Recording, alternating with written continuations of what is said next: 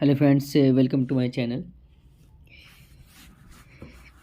देखिए, ये ऑब्जेक्टिव का सीरीज जो है ये लगातार जारी रहेगा और ये जब तक मैट्रिक का एग्ज़ाम नहीं हो जाता है तब तक ये सीरीज चलते रहेगा। देखिए, चूज़ द करेक्ट ऑप्शन। आपको पता होगा कि आपको 100 मार्क का जो है 100 मार्क्स का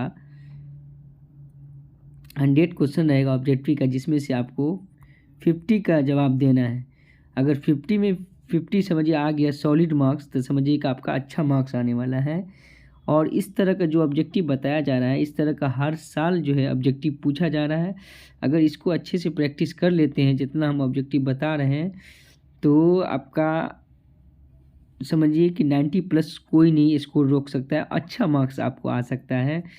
सिर्फ ऑब्जेक्टिव पे ध्यान दे लीजिए। देखिए, और बहुत ही शॉर्ट टाइम इसमें देना होगा, क्योंकि इसमें लेंदी सॉल्व कीजिएगा तो पता चलेगा कि आपको टाइम का मैनेजमेंट दिक्कत हो जाएगा। आपको एग्ज़ाम में फिर कुछ बहुत सारा क्वेश्चन छूट जाएगा। इसलिए देखिए, ऑब्जेक्टिव को कैसे शॉर्ट में हम लोग सॉल्व करते हैं। तो कुछ ऑब्जेक्टिव ऐसा रहेगा कि आप आसानी से जो है आप देखे बिना भी बना सकते हैं, क्योंकि वो फार्मूला बेस्ड रहता है। कुछ को बनाना पड़ेगा तो उसको शॉर्ट बनाना पड़ेगा, ताकि आपका टाइम बच सके और ज़्यादा से ज़्यादा सब्जेक्टिव भी बन सके। उसके हिसाब से ऑब्जेक्टिव बनेगा। तो और ऑब्जेक्टिव अगर 50 में 50 आ जाता है तो समझिए सब्जेक्टिव भी आपका बनेगा और अच्छा मार्क्स आ सकता है। ठीक है, तो देखिए, अब इसको हम सॉल्व करते हैं वन बाय वन करके। देखिए, हिंदी में भी लिखा हुआ है, इंग्लिश में भी लिखा हुआ है, तो दोनों स्टूडेंट देख सकते हैं। जो सीबीएसई और बिहार बोर्ड दोनों हैं, दोनों के लिए ये यूज हो सकता है। देखिए, क्वेश्चन में क्या लिखा हुआ उसको हम लोग देखते हैं। देखिए क्या है कि बिंदु 2 3 और -2 3 के बीच की दूरी होगी। इंग्लिश में भी डिस्टेंस बिटवीन 2 3 एंड -2 3 विल भी होगा। देखिए कैसे हम लोग डिस्टेंस निकालते हैं इसका। देखिए, सबसे पहले कि पहला वाला जो नंबर आपका होगा 2 जो है, यहाँ पे 2 3 जो दिया हुआ है, पहला वाला x1, दूसरा वाला y1 होता है। तो यहाँ पे x1 जो होता है, x1 हो जाएगा आपका 2 हो जाएगा। ठीक है, और y1 जो हो जाएगा आपका y1 हो जाएगा 3 हो जाएगा। ठीक है, आई होप कि आपको क्लियर होगा। और फिर नेक्स्ट में जो बॉक्स में दिया हुआ है -2 3, ये आपका x2 हो जाएगा। x2 जो है, x2 कितना हो जाएगा, x2 हो जाएगा -2 और y2 हो जाएगा आपका 3 हो जाएगा। इस हिसाब से देखिए, अगर हम फार्मूले पे चलते हैं तो इसका फार्मूला जो डिस्टेंस फार्मूला का है, डायरेक्ट हम लिख रहे हैं रूट में। देखिए, इसका डिस्टेंस फार्मूला निकालने का फार्मूला होता है रूट अंडर, ये फार्मूला होता है x2 - x1 का होल स्क्वायर, ये पढ़े होंगे आप, प्लस y2 - y1 का होल स्क्वायर। ये फार्मूला होता है इसका। अगर इस पर सेट कर दीजिए, सब आपके सामने है, x1 y1 सब दिया हुआ है, सिर्फ सॉल्व करना है। देखिए, बहुत आसानी से इसको सॉल्व कर सकते हैं आप। x2 कितना दिया हुआ है, -2 है, तो यहाँ पे हम लोग लिखेंगे ब्रैकेट के अंदर, क्या लिखेंगे, -2 का -2, फिर बीच में माइनस है तो माइनस फार्मूला से x1 देख लीजिए 2 है, तो -2 और -2, तो आपको पता होगा कितना हो गया। आगे हम लोग करते हैं, फिर प्लस y2 - y1, तो y2 हो गया 3 माइनस y1 भी 3 है।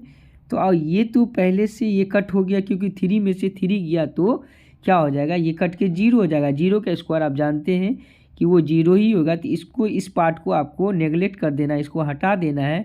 सिर्फ इसको देखिए, इसको लीजिए आप, इस पार्ट को लीजिए। तो -2 कितना होगा, -4 हो जाएगा। तो बताइए, रूट के अंदर जो है, रूट के अंदर -4 का स्क्वायर जब कीजिएगा तो कितना हो जाएगा, तो ये रूट के अंदर जो है प्लस में 16 आएगा। आप जानते हैं 16 प्लस में आएगा, तो इसका कितना हो जाएगा, 4 हो जाएगा ये।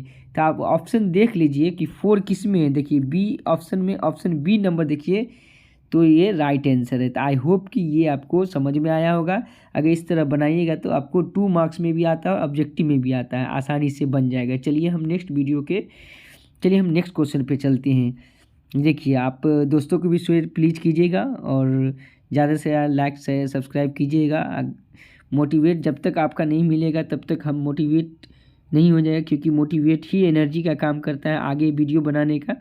चलिए नेक्स्ट क्वेश्चन में चलते हैं। क्वेश्चन नंबर 2 में देख लीजिए, आपके स्क्रीन के सामने है क्वेश्चन नंबर 2।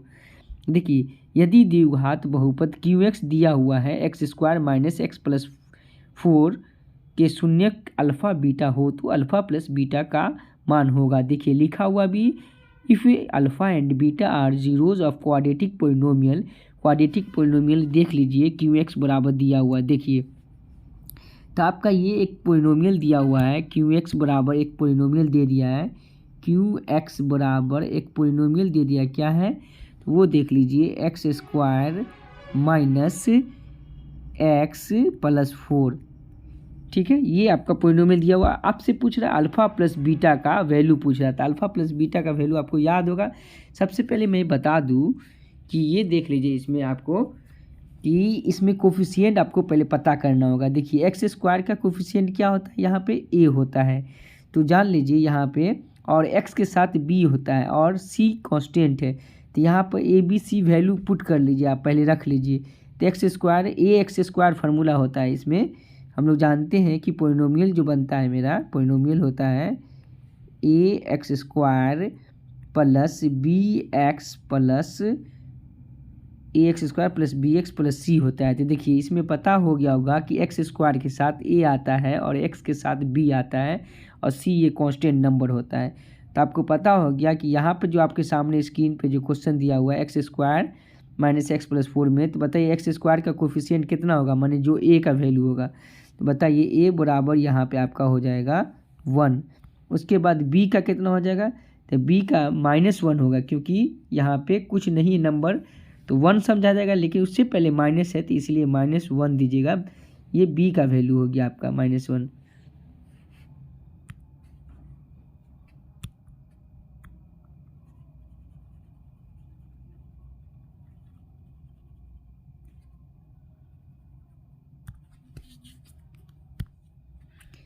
ये b का वैल्यू आपको कितना हो जाएगा कोफिशिएंट, तो b का कोफिशिएंट हो जाएगा -1 हो जाएगा, और c बराबर आप जानते ही 4 हो जाएगा। तो देखिए हमसे पूछा है अल्फ़ा प्लस बीटा का वैल्यू। तो देखिए अल्फ़ा प्लस बीटा का वैल्यू क्या होता है, इसका होता है -b/a। आपके स्क्रीन के सामने सब चीज़ दिया हुआ, खाली पुट करना है बस।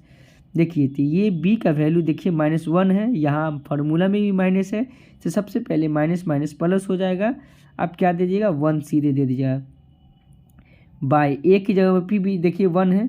अब दोनों को डिवाइड जब दीजिएगा तो 1 आएगा, तो इसलिए ऑप्शन देख लीजिए, ऑप्शन नंबर सी सही राइट आंसर होगा। देखिए इसमें भी है सी राइट आंसर होगा। ठीक है, चलिए नेक्स्ट क्वेश्चन पे चलते हैं हम लोग। देखिए क्वेश्चन नंबर 3 में क्या है, आप देख लीजिए, आपकी स्क्रीन के सामने है कि दो वृत्तों के क्षेत्रफल 4:9 है। ये वृत्त का क्षेत्रफल दिया हुआ है, माने जो सर्कल है, दो सर्कल है, उसका ये एरिया दिया हुआ 4 और 9 दिया हुआ एरिया। तो उसका रेडियस का क्या निकालना है हम लोग, त्रिज्याओं का अनुपात निकालना है, माने रेडियस का रेशियो निकालना है। आप इंग्लिश में भी होगा, नेक्स्ट में देखिएगा। चलिए देखिए पहले इसको हम बनाते हैं तीसरा नंबर क्वेश्चन में। आप इसको देखिए तीसरा नंबर क्वेश्चन, देखिए तीसरा नंबर क्वेश्चन में क्या है, दो वृत्तों का क्षेत्रफल। तो देखिए तो दो सर्कल हैं, देखिए दो सर्कल है, एक सर्कल ये है, इमेज सही नहीं होगा माफ़ कीजिएगा। देखिए तो ये R1 हो गया, इसको मान लेंगे R1, इसका रेडियस R1 और इसका रेडियस क्या हो जाएगा R2 मान लेंगे। ये देखिए तो R1 का वैल्यू हमको और R2 का वैल्यू दोनों का रेशियो निकालना है, इसका रेशियो दोनों का निकालना है। तो देखिए सबसे पहले इसका फार्मूला, सर्कल का क्या होता है फार्मूला, एरिया क्या होता है, इसका होता है πr² होता है, सर्कल का एरिया होता है πr²। लेकिन यहाँ पे R1 R2 है, तो हम लोग फार्मूला के हिसाब से πr1 का स्क्वायर लिखेंगे और πr2 का स्क्वायर लिखेंगे 2 बार। तो देखिए दोनों का आपका एरिया दिया हुआ, एरिया का वैल्यू भी दिया हुआ है 4 और 9। तो देखिए डायरेक्टली हम रेशियो निकालेंगे, इसका लिखेंगे पहले R1 के लिए लिखेंगे और उसका एरिया भी दिया हुआ 4 और 9। देखिए डायरेक्ट हम रेशियो लिखेंगे πr1 का स्क्वायर अब बाई πr2 का स्क्वायर बराबर में, देखिए πr1 का स्क्वायर मैंने पहला रेशियो दिया हुआ है तो इसको 4 लिखेंगे, दूसरा रेशियो हम लोग लिखेंगे 9 लिखेंगे। देखिए दोनों का एरिया दिया हुआ था सर्कल का, अब देखिए पाई से पाई कैंसिल हो गया, तो R1/R2 अभी बोले इसका रेशियो निकालना है, दोनों में स्क्वायर लगा हुआ है, ठीक है, दोनों में क्या लगा हुआ है, स्क्वायर। तो इसमें भी आपको ये जो नंबर 4/9 जो देख रहे हैं इसमें भी स्क्वायर लगाना है। देखिए तो हम लोग क्या करेंगे, यहाँ पर लिखेंगे R1/R2 दोनों को एक साथ स्क्वायर लिख देंगे बराबर इसको, ये 4 कितना का स्क्वायर है, तो 2 का, 9 कितना का है, तो 3 का, 9 कितना का, 3 का, दोनों पे स्क्वायर लगा देंगे। अब देखिए स्क्वायर से स्क्वायर कैंसिल, तो देखिए R1/R2 यही नहीं पूछ रहा है रेडियस का रेशियो, तो देखिए R1/R2 एक रेडियस है उसका रेशियो, तो 2:3 होगा इसका आंसर, 2 कितना होगा, 3। तो देखिए ऑप्शन में देख लीजिए डायरेक्ट जब एरिया दिया रहे बस उसका हाफ सोचिए कि कौन होगा, तो ऑप्शन नंबर बी हो जाएगा। इसका राइट आंसर क्या हो जाएगा, बी, 2:3 आंसर। आई होप कि आपको क्लियर हुआ होगा समझ में, और दोस्तों को भी ज़रूर शेयर कीजिएगा। इस तरह का सीरीज चलते रहेगा, जो भी बताएंगे ये एग्ज़ाम से रिलेटेड ही बताएंगे, फालतू चीज़ आपको नहीं बताएंगे। चलिए देखिए कुछ आप चलते क्वेश्चन नंबर 4 क्या कर रहा है। देखिए क्वेश्चन नंबर 4 डायरेक्ट है आपके सामने में कि बताइए सेक स्क्वायर θ-1 का क्या फार्मूला होता है। देखिए सेक स्क्वायर θ-1 जो है ये फार्मूला होता है, ये फार्मूला आपका होता है tan स्क्वायर थीटा का फार्मूला होता है। तो देखिए option number c right answer आपका। देखिए ये फार्मूला होता है सेक स्क्वायर θ-1, अगर ट्रिग्नोमेट्री में आप याद किए होंगे तो डायरेक्ट इसका फार्मूला होता है, ये सब पूछता भी है, ठीक है। तो क्वेश्चन नंबर 4 भी आपका हो गया। चलिए क्वेश्चन नंबर 5 में चलते हैं, 4 सॉल्व हो गया। चलिए क्वेश्चन नंबर 5 में देखिए कि यदि L पैरेलल है M के, तो देखिए ये L और M आपके सामने दिख रहा है स्क्रीन पर, दोनों पैरेलल है, तो D का मान पूछ रहा है। इसमें देखिए D दिया हुआ है तो D का वैल्यू पूछा है। देखिए बहुत ही आसान सवाल है, देखिए कैसे हम बताते हैं डिटेल में आपको। चलिए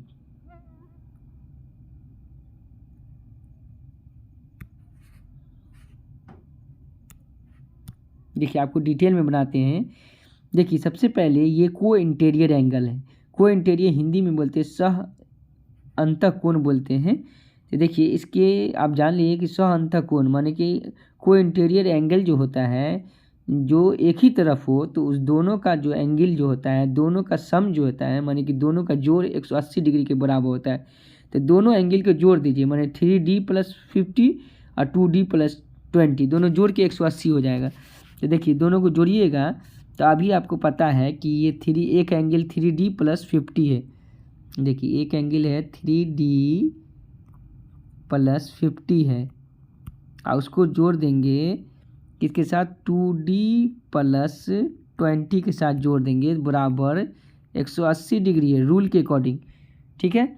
अब देखिए 3D और 2D होता है 5D होता है, प्लस 50 और 20 70 होता है, ठीक है, बराबर 180 डिग्री।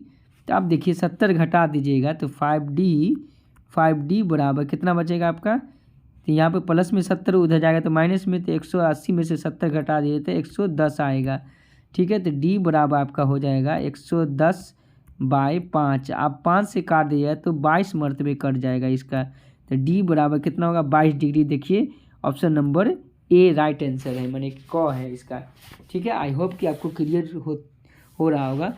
तो वीडियो को जरूर लाइक शेयर सब्सक्राइब कीजिएगा अगर नए चैनल पर, हमारे चैनल पर नए हैं तो। चलिए क्वेश्चन नंबर 6 में चलते हैं। देखिए क्वेश्चन नंबर 6 में क्या है कि यदि E कोई घटना है तब PE + P0 का मान होगा। ये प्रोबेबिलिटी का क्वेश्चन है कि जब भी कोई इवेंट होता है, जो इवेंट होता है और जो इवेंट नहीं होता है, जैसे हम आज बोले कि आज बारिश होगी, तो आपका चांस ये होगा कि बारिश आज हो गई, जिसका हो गया इसका मतलब जो चांस आपने बोला अगर हो गया तो उसका वैल्यू 1 होता है, याद रखिएगा। तो इसी तरह ये कहा जाता है कि दो प्रोबेबिलिटी को जोड़िएगा, जिसका वैल्यू हो जाएगा, जो इवेंट हो जाएगा, जो नहीं होगा, दोनों को जोड़ के उसका वैल्यू होता है, दोनों जोड़ के क्या होता है, 1 आता है।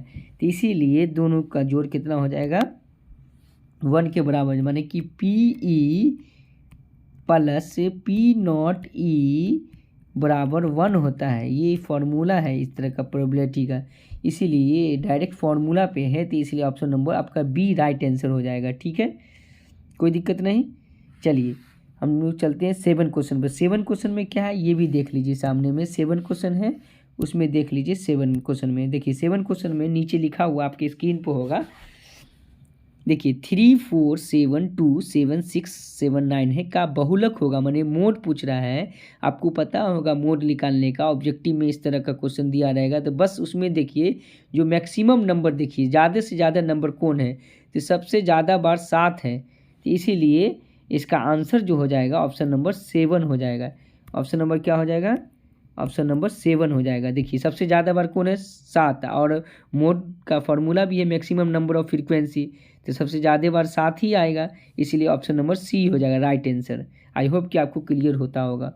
चलिए 7 के बाद 8 पे चलते हैं। तो स्क्रीन पर देख रहा होगा, तो क्या बोल रहा है कि एक एपी है जिसका फर्स्ट टर्म दिया हुआ है। देखिए फर्स्ट टर्म कितना दिया हुआ है, एक एपी का 2 दिया हुआ है, तो आपको फर्स्ट टर्म पता है, माने कि ए बराबर 2 पता है, ये फर्स्ट टर्म पता है, ठीक है। माने कि प्रथम पद दिया हुआ, सार्वंतर माने डी दिया हुआ है, सार्वंतर को कहते हैं इंग्लिश में कॉमन डिफरेंस, तो डी 3 दिया हुआ है, ठीक है। तो आपसे पूछा एपी के 3 पद थे। देखिए एपी का 3 पद कैसे निकलेगा, तो पहला पद तो यही हो जाएगा, पहला फर्स्ट टर्म जो है ए बराबर 2, तो ए बराबर 2 फर्स्ट टर्म आ जाएगा। सेकेंड टर्म हम लोग ए प्लस डी निकालते हैं, माने इसी दोनों को ए और डी को जोड़ देते हैं तो सेकेंड टर्म निकलता है ए प्लस डी, तो माने कि 2 + 3, दोनों को जोड़ेंगे तो 5 आएगा। तो देखिए कितना बढ़ रहा है, तो अगला आ जाएगा, कितना आएगा 2 5 में 3 बढ़ रहा है, तो 5 3 8 आएगा, तो जो ऑप्शन 2 5 8 होगा वही आंसर। अगला हम वो ए प्लस 2D निकालेंगे तीसरा टर्म, तो ये हो जाएगा आपका 8 हो जाएगा दोनों जोड़ के, तो इसलिए देखिए 2 5 8 कौन सा है, option number b right answer. Hindi में भी लिखा हुआ है, इंग्लिश में भी, दोनों में आप क्लियर कर सकते हैं, ठीक है। क्वेश्चन नंबर 9 पे चलते हैं। देखिए क्वेश्चन नंबर 9 क्या कह रहा है कि sin π/4 माइनस cos π/4 का मान क्या होगा। The value of sin π/4 minus cos π/4 will be. देखिए सबसे पहले जहाँ पर आपको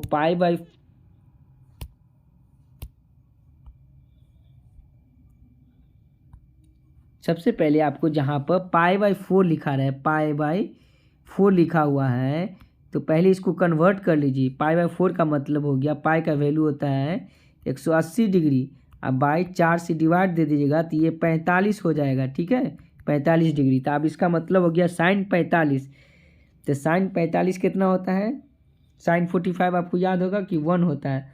अब माइनस कॉस 45 है, बीच में माइनस है, कॉस 45 9 नंबर क्वेश्चन देखिए, कॉस 45 भी वही होगा, कट के 1 आएगा। कॉस 45 भी सेम होता है, साइन और कॉस आप जानते हैं 45 पे बराबर होता है, तो साइन 45 1 माइनस कॉस 45 1, तो 1 में से 1 गया क्या हो जाएगा, तो ये 0 हो जाएगा, तो 0 आंसर हो जाएगा, option number b right answer, ठीक है। आई होप कि आपको क्लियर होता होगा। चलिए नेक्स्ट क्वेश्चन पे चलते हैं। देखिए नेक्स्ट क्वेश्चन जो है क्या है कि 10 नंबर क्वेश्चन आप देखिए गौर से, कि कोण थीटा वाले त्रिज्य खंड का क्षेत्रफल, माने कि एरिया ऑफ सेक्टर पूछ रहा है, तो एरिया ऑफ सेक्टर का फार्मूला जो है, एरिया ऑफ सेक्टर का फार्मूला जो है, एरिया ऑफ सेक्टर का क्या फार्मूला होता है, तो आपको पता होगा θ/360 × πr² होगा। फार्मूला याद किए होंगे तो ज़रूर आपको ये याद होगा। चलिए क्वेश्चन नंबर 10 तक 10 क्वेश्चन आज सॉल्व करवाएं। आई होप कि आपको यहाँ तक क्लियर हुआ होगा।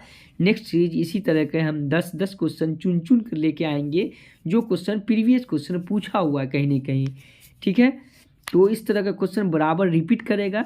मेरे वीडियो को आप देखते रहिए, और अगर दोस्तों को शेयर कीजिएगा तो ज़रूर, और कमेंट कीजिएगा तो ज़रूर मैं वीडियो बनाऊँगा इसके लिए, ठीक है, ज़रूर टाइम निकालूंगा। तो इसलिए आपसे कोशिश है कि ज़्यादा से ज़्यादा वीडियो को शेयर करें, दोस्तों को शेयर करें, और आप इसका लुत्फ़ उठाएं और आप अपने एग्ज़ाम में अच्छा नंबर लाएं, और यही आपके लिए कामयाब